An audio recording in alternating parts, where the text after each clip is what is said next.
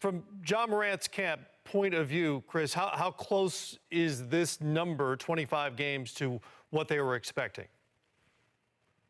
Yeah, that was about the number that they were expecting. 25 to 30 games was around the range. But you know what? They're accepting the outcome. But what's going to happen right now with the Players Association? That's where this thing is getting a little bit tricky. So the Players Association they put out a statement saying they don't agree with the suspension. And I was able to gather more information because the statement was kind of vague, as far as you don't agree with the suspension, as far as the length or the conditions.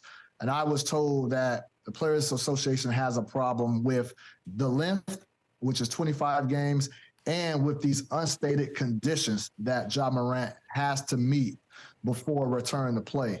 And so the Players Association, they're going to gather with Ja Morant and his representation and try to figure out what is the next step moving forward.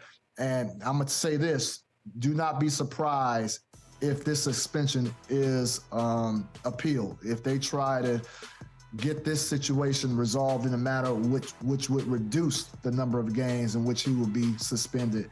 And I would think they would try to remove those conditions, whatever those conditions are. Those haven't been put out as of yet. But we have to remember when Kyrie Irving went through his similar situation when he was a member of the Brooklyn Nets, the Nets tried to impose some conditions upon his return.